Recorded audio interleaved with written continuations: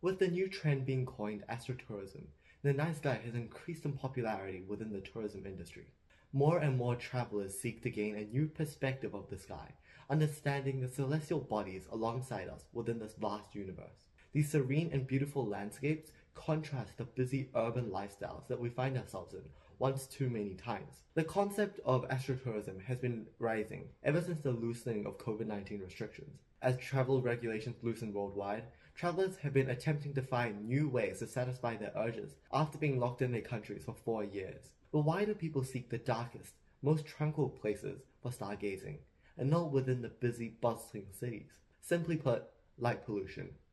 Light pollution is an enemy of all stargazers. Well, clouds too, but that's an environmental factor outside humans' control. So that's a different story. Light pollution, by definition, is a form of waste energy that can cause adverse effects and degrade environmental quality. Like plastic pollution, air pollution, and other types of pollution, light pollution affects the environment in ways that are far from desirable. Light pollution significantly diminishes the visibilities of stars and celestial bodies in the night sky, and it's just like opening a flashlight within a brightly lit room compared to a pitch black one. As a result of light pollution, the light emitted from the stars usually becomes washed away, and only a few very bright celestial bodies can be spotted by the naked eye within these bright cities. Marvels such as the Milky Way and even constellations are washed out. However, this is a different story at a dark location. Our eyes pick up more when it's dark, thus becoming more sensitive to even the smallest speck of light. Thus, when one surroundings are dark, celestial bodies in the sky become relatively brighter. More stars become visible, and that's when you can start to identify the constellation dancing across the stage which we name the night sky. As celestial bodies are so far away from us, when we look up at the sky, the light we see left its origin light years ago. It takes 8 minutes and 20 seconds for light to travel from the sun to Earth. However, stars are much further away than us. This could be years, decades, centuries, millennia of light years. So when we look up at the stars, we're merely seeing an image of the past. However, as cities are quickly expanding, and there seems to be a non-stop desire to build, we're slowly but surely losing areas where the night sky is apparent. The International Dark Sky Association, a non-profit organization founded in 1988, is dedicated to protecting the night sky and preserving the picture for future generations. Its mission is to reduce light pollution as much as possible and promote environmentally friendly outdoor lighting, catering to those who enjoy gazing at the celestial bodies in the sky. The IDA majorly contributes to educating about the importance of lighting after dark, and they raise awareness of the adverse consequences of excess artificial lighting on our environment, health, safety, and research. IDA also educates policymakers, industry leaders, and the public on the benefits of dark sky preservation. One of such initiatives is the implementation of the dark sky places, which include parks, sanctuaries, communities, and cities that have demonstrated extraordinary dedication toward reducing light pollution, innovative lighting policies, and overall increased community awareness. In addition, the IDA offers tools and advice on appropriate outdoor lighting techniques. It works with planners, lawmakers, lighting producers, and the general public to create and promote lighting solutions which minimize glare, save energy, and stop needless night sky brightness. Personally, I was fortunate enough to visit Xichong in December of 2023, and I could see the effects of the regulations firsthand. As we neared Xichong, the landscape began transforming from the urban landscape of Shenzhen. Instead of the flat, wide highways, we started traveling through the roads winding around hills and long tunnels passing through mountains. The geographical location of Xichong could not have been better for the dark sky cause. The mountains isolate the villages from light pollution of the urban cities, and the coastline just promises that little bit of extra darkness. As I walked through the villages and wandered through the streets at night, I noticed that the effects of the regulations were impressive. Lights were warm-colored and stores were not excessively lit. Some stars were visible, such as the constellation Orion, and the night sky was substantially darker than it was in urban areas. But something seemed off. Instead of roads bustling with stargazers, it seemed more like a post-apocalyptic wasteland. Sure, there were some visitors here and there, but it differed from what I had imagined. Then it came to my mind. Were the dark sky regulations the reason this tourism was being held behind?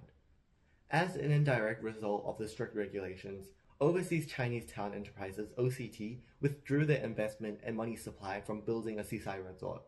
The divestment resulted in finished yet empty buildings, unfinished artificial islands and rivers, and unmaintained and weathered signs. The rusted signs, crumbling buildings, and abandoned tables and chairs emit an unsettling feeling. You can't help but think that there is a significant lack of tourists because of their ill-maintained infrastructure. Through interviews with local store owners, we're given insight into how they felt about the situation. A restaurant owner explained their disbelief toward policymakers and how the policymakers expected them to make a living without the use of bright signs to attract customers. Restaurants rarely had customers, and prices were all cut from their original menus.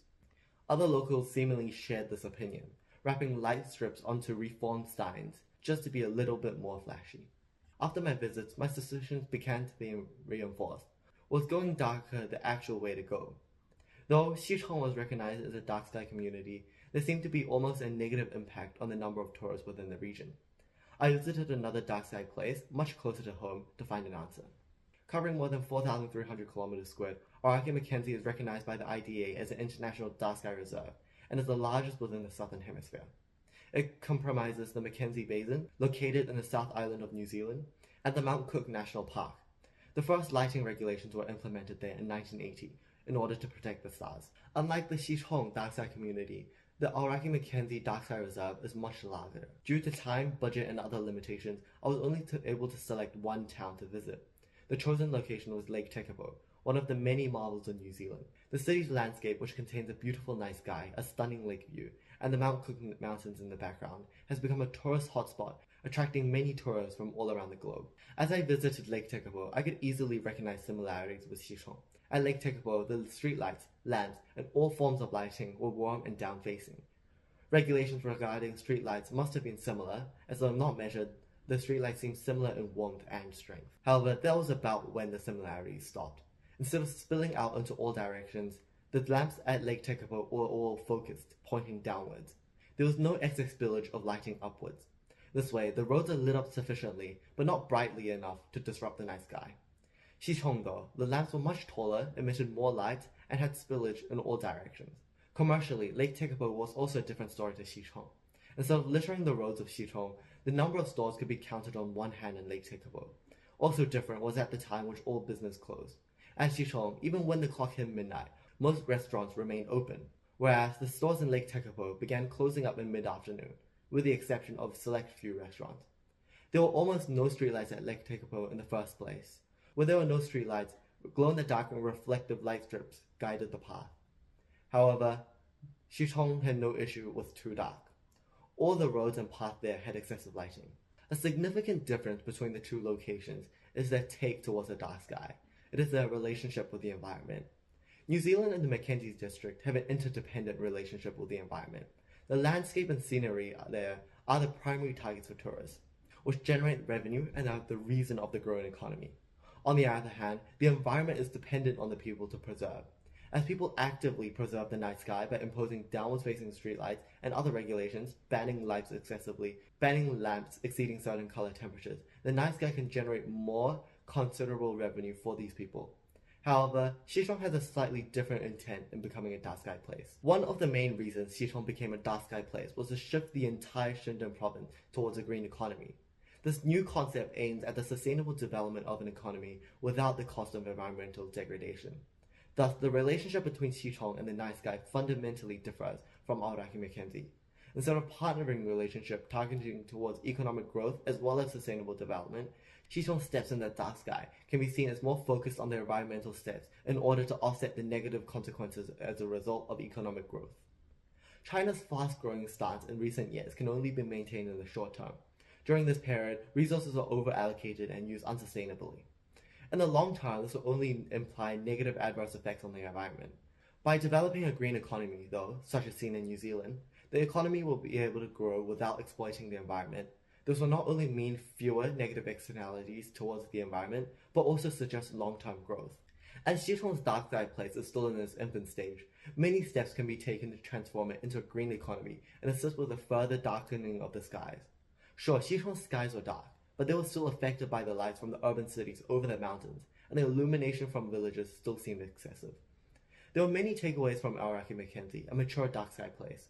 One of this is the use of glow-in-the-dark and reflective materials instead of light. Within the current day and age, almost everyone has a cell phone with a flashlight function. This way, personal lighting via portable devices is encouraged. Not only is this more efficient, as lights weren't left on for long periods of time without people using it, But flashlights also produce much weaker light, which poses less of a threat to other stargazers. Another change that can be undertaken is the usage of lamps with motion sensors. This way, not only is energy conserved, but it removes a large amount of unnecessary lighting. With the increase of demand for tourism, tranquil locations apt for stargazing have become the trend.